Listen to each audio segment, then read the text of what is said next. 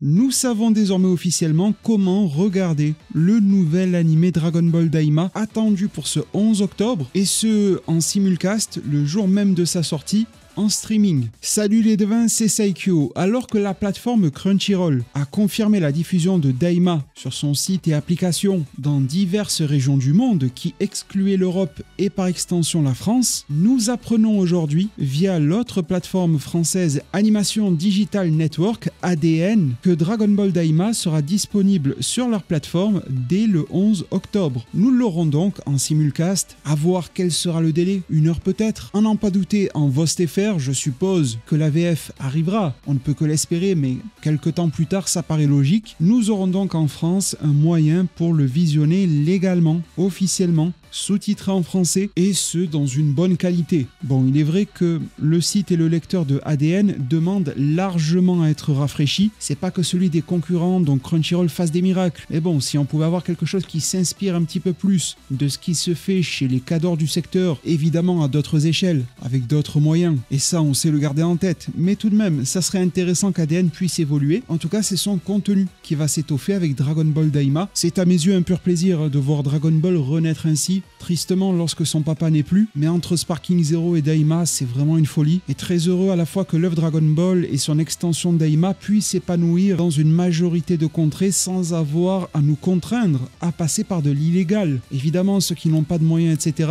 feront ce qu'ils ont à faire de leur côté. Je ne m'amuserai absolument pas à juger ces personnes. En tout cas, ça donne une belle marge, une grosse marge à l'officiel. Reste plus qu'à avoir quelques petits détails croustillants, les délais de diffusion notamment, en sachant que Anime Digital Network régale déjà ce qu'ils nous ont annoncé d'autres ce mois, ce qui rejoint leur catalogue sur le dernier trimestre de 2024, et ce sans surcoût évidemment si vous êtes déjà abonné à ADN, c'est pas moins de 18 films Dragon Ball. 6 en octobre, 6 en novembre et tout autant en décembre, 18 au total, des débuts de Dragon Ball jusqu'à Dragon Ball Z, Battle of Gods, en passant par pléthore de classiques. C'est une annonce absolument colossale à mon sens du côté de ADN. Il se renforce encore une fois de plus du côté de Dragon Ball. Quid de Crunchyroll? Ces derniers, en particulier du côté de la France, ils ont révélé le line-up, leur programmation en quelque sorte, notamment pour la saison d'automne. Ça correspond littéralement à la date de sortie de Daima et cet animé n'y figure pas. Pas de Dragon Ball Daima, en tout cas dans un premier temps du côté de Crunchyroll. Ce ne serait pas étonnant de le voir débarquer dans un second pour que ADN ait sa primauté. Ça commence à devenir un classique du côté des produits Toei Animation et que Crunchyroll puisse se positionner par la suite. Pourquoi pas avec le petit effet d'annonce concernant une VF ou quelque chose de la sorte. En tout cas, on est fixé pour le 11 octobre.